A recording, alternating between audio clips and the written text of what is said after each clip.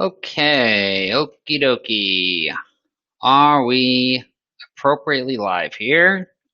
If you guys can hear me and see my screen? Not yet there. Let's check on this one. Let's see. Okay, I think we made it. Okay, so I wanted to shoot this little video today because I wanted to go through a little bit of a case study. Now, I've taken out all the relevant information so nobody knows who is or whatever, but I had a great call with a tax and accounting firm today where it was interesting because, if I think back to myself, right, when I was sort of in an accounting job, if you would have told me, Andrew, you could have a business and it could be doing $800,000 a year in sales, I'd have said, my gosh, I'd be the happiest person alive. Now, to be honest, this woman was quite happy, but she does have a lot of problems and a lot of challenges in the business. And most people that hit these different levels, they do, because when you first start out in business, you're just like taking on anybody that you can, just like any client that I can, I take them on. And you're just happy to have somebody, and you're kind of like amazed. You're like, oh my gosh, like somebody's giving me money. And normally that was just my job, but then I got these clients, and then all of a sudden, a number of years later, you end up with a little bit of a business. But the problem is, if you don't really know what you were getting, right? Like I had a woman once, had 5,000 clients, was doing $1 million in sales. Yay, I did $1 million in sales. But she had 5,000 clients and she wasn't even making $100,000 a year in profit. And so when you don't properly structure these accounts, okay, you end up having a business where what you are taking home in terms of your salary and net profit is much lower than it is. There's tons of work that needs to happen. And so you're not making as much money as you should be. Meanwhile, you're working a lot more. And a lot of it has to do with the price that you ask for relative to the amount of work that you're committing to do, right? So, for example, if I gave you a $100 bill right now and I said all I needed you to do was to send a text message that has 5 letters in it, could you do it? Would that be worth it? Yes, it would. Okay. What if I gave you $100 right now and I told you that you needed to drive to Alaska from Miami and return for $100? Would you do it? You'd probably say, Andrew, that is criminal. And you'd be right, because who would want to go from Miami all the way to Alaska and back for $100? It's absurd. It's completely absurd. Makes no sense. And to be honest, sometimes when you look at the scope of some of the engagements for, let's say, monthly accounting or tax preparation, and you look at some of the fees, it's almost as if somebody paid somebody $100 to go to Alaska and back. And so, and that's obviously a bit of an exaggeration in most cases. But the point is that, how do you know? It's a tough question. How do you know for sure that the price is the right price for the amount of work that you've committed to? And what are the things that you're doing? What are the ways that you're thinking about the answer to that question? And how are you applying the principles that you have to specific client accounts? A construction company doing $2 million a year in sales, a small online consultant that does $200,000 a year in sales. Would you treat them the same way? You probably wouldn't. And so I just want to go through, I'm going to share my screen here, and it's kind of a fun little image of kind of the key things that I thought about for this individual at their level to try to really change their business and take it to another level and hit another level in sales and profitability and so on. And so I'm going to go ahead and share my screen here. Now, one of the key things that I do with people when they first get on the phone with me is I always try to figure out, like, it's Monday, right? Right now, guys, it's Monday, 3:18 p.m. Eastern, okay? The very first thing I always make sure people are doing is they get appointments. Now, this individual had no appointments. I said, okay, that is ridiculous, okay? Get out your phone, and I even forced her to message one person. I said, who's one person that you know who's a business owner, existing client that needs an advisory service, right? And we, in her particular case, are working primarily on tax planning on an advisory service, okay? She said, oh, this client. Therefore, I said, okay, great. Let's text her right now. And I said, okay, text her. Okay, boom. Told her exactly what to say. Bam. I said, send that to 9 more people. Okay. So text 9 more people today for tax planning consultations. I need 3 more plans. Okay. I need 3 more plans. And I call them proof of concept clients because when you go through and you get those text messages, I'm going to redesign the way you get on that call. And that was the second thing. I said, I want you to use our tax planning deck. Now, this is just 2 slides of the deck. This actually shows what the client gets. You can see there's 3 different tiers of service: tax planning and implementation, or the planning, the implementation, the preparation, and the quarterlies, right? And so there's all these different tiers, but we try to go through and do that tax planning deck. I think it's like 160 slides, and it shows the client sort of the value of the services and what they're offering and what they're going to get and so on. And she said, but Andrew, I don't know how to do tax planning and blah, blah, blah. And I said, no. Of course. I said, the woman that we texted earlier, how much do you estimate you could save her? And she already gave me a number. And I don't remember what it was. But I said, let's say it's 12,000. Great. So you already did that estimate because you know that's how much you could save based on everything that you could do. And I said, these are the core estimates that I require people to understand before they get on the call. And these are the simplest ones. We have over 90. But I said, as long as you understand these, you're ready for calls. And you probably understand a lot more, and I'm going to teach you even more. But I said, you got to go through, watch these couple of trainings, get ready to do a tax planning consultation. And I said, there's 3 different ways you can price a tax plan, okay? The first one is just the planning, right? $25,000 estimated savings for the client. Great. Charge them 30% of the estimated savings, $8,250. The second one is when you do the implementation and the preparation. So you upsell them into implementation. You actually help them implement the plan. And then the next one is when you actually prepare the returns as well. And you charge for those too. Okay. And then the other one is when you do the plan first, and then you upsell into implementation, preparation, and quarterly in a bundle on a quarterly recurring basis. Okay. So in this example, it's implementation, preparation, and quarterlies, which are all combined. 2,000 a quarter, 8,000 a year, and so on. So I said, that's the second thing you do. Text these people, get them on the phone, go through the deck, get one of these price points. Okay. And the reason why that's so important, I'm going to bring my screen back here for a second just to talk through this. The reason why that's so important is because sometimes people come to me and they say, Andrew, I have so much work. You see, if I just had a better process, you see, if I just had a better app, you see, if I just had a better tool, just a little tiny tool, and it did this and it did that, then I would be free and I would have no more problems. Not true. Because if you're doing a $280 1040, okay, or if you're doing a $300 a month accounting client, there is no level of automation and software or efficient process that is going to make that engagement make sense, because it's already broke to begin with. Because again, it's kind of like saying, well, here's the thing. I would take that $100 and I would go to Alaska and back, but you see, I just got to be in a nice car, and then it would be worth my time. And you see, if I just had Google Maps, and if you had already set up the Google Maps in the right direction, and if I already had lunch packed, and if the stuff was already in my car, like if I had all that, then it would be something where it would really make sense. And it's like, no, it wouldn't make sense still. It's $100 for a trip to Alaska and back. So you're talking about all these details, but you're missing the point. The point is that the very offering to begin with was one in which you were guaranteed to lose, and we have to restructure that.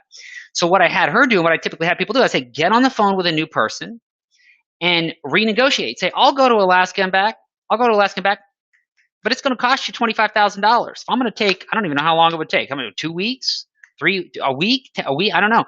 Take $25,000. I'll go to Alaska and back, okay?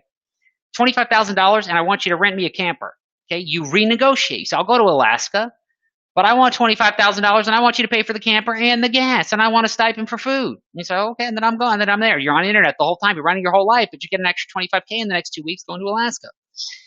That's what I help you do, is renegotiate the deal. So then when you build out the price, because to be honest, if you think about planning your trip to Alaska, when somebody paid you $100, you have a certain amount of resources to build your processes, to build your systems to get it done. But if I give you $25,000 and I comp your RV, and I also cover all your sort of food, right? Then you have a whole nother set of resources to build out this trip, and you could probably make it kind of fun, right? And so that's why the starting point of the price is so important. So I had her get on the phone renegotiate the packages that she's offering to an entirely different level, okay? Then I said, once you do that tax plan first, then you have to look at, okay, what other services can I upgrade them into? Business prep, individual prep, implementation, CFO, investments, insurance, and so on, okay? All of these things you want to look at. Now, investments in insurance, you have to be partnered with a financial advisor. We help people do that. Or if you're a financial advisor yourself, you can offer those. Some of these you need licenses to share in the referral fees and commissions. Some of them you don't, depending on where you live and what the products are. And that's a whole nother conversation. Besides the point, how do you maximize the lifetime value of that client by getting them into other services, okay? Then the fourth thing is you need to map out your delivery. Okay, you do a kickoff call. You have to clean up and set up. You're going to have monthly meetings. What do those look like? You're going to have quarterly meetings. All these have deliverables. Where are you tracking the information you need to get from the clients? So we actually have our own internally developed software that we have released called CoreV, which does agreements, engagement letters, file requests, questionnaires. And that handles all client-side requests, okay? And then you've got ClickUp, which is a tool that integrates with CoreV through a tool called Zapier, which does all of your task management. So you can see, okay, well, what specific tasks need to be done for this client? It's a business return. It's an individual return. It's a monthly recurring accounting client. It's a tax plan. And some specific resources that she needed to be able to make this process run smoother. And she had a call with one of our team, my wife, scheduled to walk through how to build this out, okay? And that was the fourth thing that she needed to do. And then the fifth thing is, you know, if people don't want to buy these advisory packages, be it tax planning or CFO, well, we need to what we call rinse them out of the business. Meaning that, look, you know, you got to get rid of the client at some point, or you have to renegotiate the fees up. So when you go to that person, and here's the thing, let's go back to our analogy here, right?